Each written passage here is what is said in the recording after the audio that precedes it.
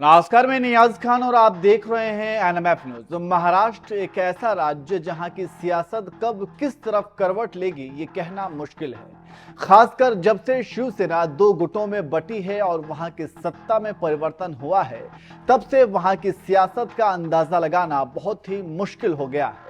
मतलब ये कि ऊपर से वहां की राजनीति दिखती कुछ है, लेकिन अंदर खाने खिचड़ी कुछ और पक रही होती है। एक तरफ शिवसेना उद्धव गुट पहले ही अपनी सारी राजनीतिक विरासत को खो चुकी है। सत्ता परिवर्तन के बाद उद्धव गुट और शिंदे गुट के बीच राजनीतिक बयानबाजी चलती ही रहती है।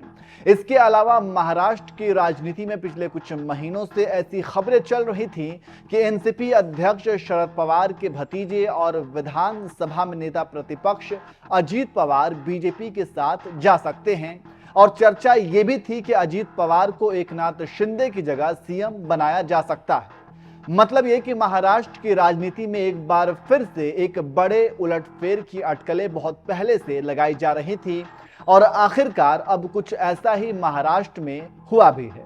जी हां, अजीत पवार भले ही सीएम नहीं बन पाए, लेकिन उन्होंने महाराष्ट्र के डिप्टी सीएम के तौर पर शपथ ले लिया है और उनके साथ पार्टी के 18 विधायक महाराष्ट्र सरकार में शामिल हुए हैं और इनमें से 9 को मंत्री पद मिला है, जिनमें धर्मराव अत्रम, सुनील वालसाड़े, अदिति तटकरे, हसन मुश्रीफ, छगन भुजबल, धन्नी मुंडे, अनिल पाटिल, दिलीप वलसे पाटिल शामिल हैं। इन सभी मंत्रियों में हसन मुश्रीफ को लेकर काफी चर्चा है, क्योंकि बीजेपी की छवि हमेशा से एक अलग रही है। ऐसे में एक मुस्लिम को जब महाराष्ट्र में मंत्री पद मिला है तो सभी लोग इनके बारे में जानना चाहते हैं। चलिए आपको बताते हैं कि हसन मुश्रीफ कौन है। सबसे पहले तो आपको बता दें कि हसन मुश्रीफ एनसीपी नेता हैं। वे कोल्हापुर के कागल विधानसभा सीट से महाराष्ट्र विधानसभा के सदस्य हैं।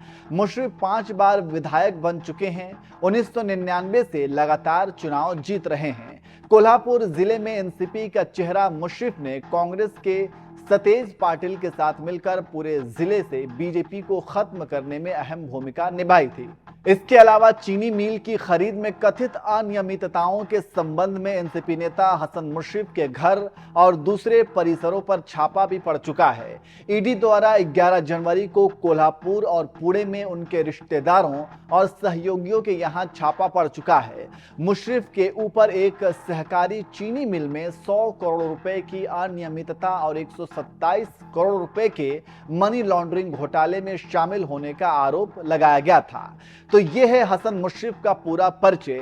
वहीं अब हसन मुश्रीफ अपने नेता अजीत पवार के साथ महाराष्ट्र सरकार में शामिल हो गए हैं और उन्होंने मंत्री के रूप में पद ग्रहण किया है। तो इस तरह से आप समझ सकते हैं कि एक बार फिर से महाराष्ट्र की राजनीति में बड़ा उलटफेर हुआ है। वैसे आप महाराष्ट्र में इस सियासी फेरबदल को कैसे देखते हैं, कमेंट करके जरूर बताएं।